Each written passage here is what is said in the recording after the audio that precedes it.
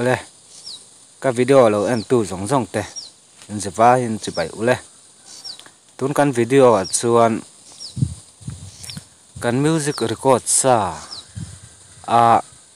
enge music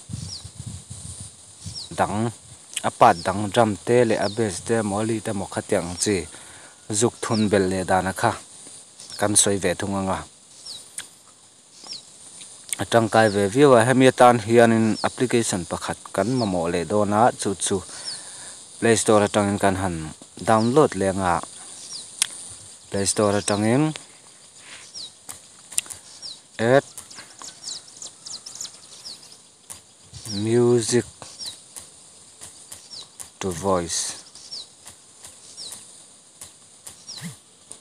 ti hi kan han search anga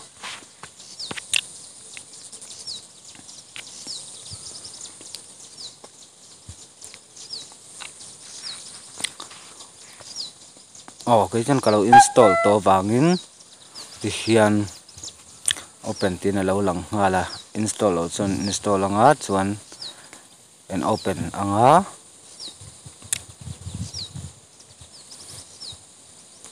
ati khana lo in open ta helai music sign lo langa te hianin kan hla record sa te kha kan playlist a om kha kan zuk la chuak anga antunan helai han keni point record sa kan lo neya and record via mas he kan ti chinanga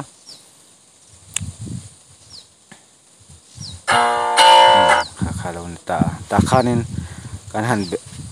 bel le don chon helaya mishing lem zailem mic lem lo om plus ata hian kan zuk click le kewanga ti kharin karaok tia hianin kan zuk click lenga ti khanin hei mic lem lo lang ta hemi mic lem lo langa te hian kan zuk click lenga te chuan a music a kha aron zai nga langa khamia khanin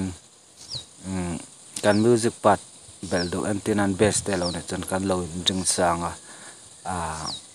rik dan mil khanin kan lo bass ngal dap don ne tuna chuan music instrument kain sop lo wangin ka kain karon ti chin pa don ani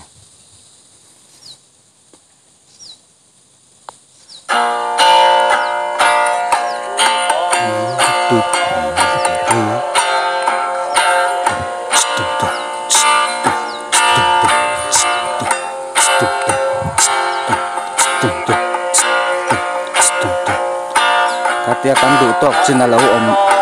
kan ti zo che khan asena hian kan het lenga kan stopang ti khan astringa te hian kan met lenga ti khan a in record ngal ta ne chuan helaya hianin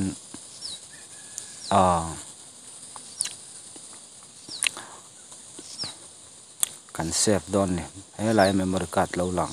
alema te hian kan zu save ang ti khan a file name kha kan du chon kan ti dang lamanga kazai ti khan du le tiang hianin helai pa hianin a quality o khamia te kha kan du kan zuk select thaya create hian kan zuk click leng ti khanin create ta ne continue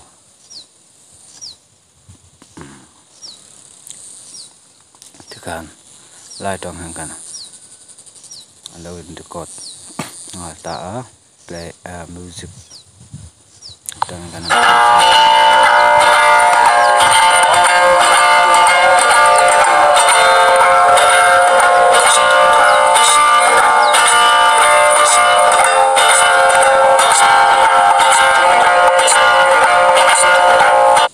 record akha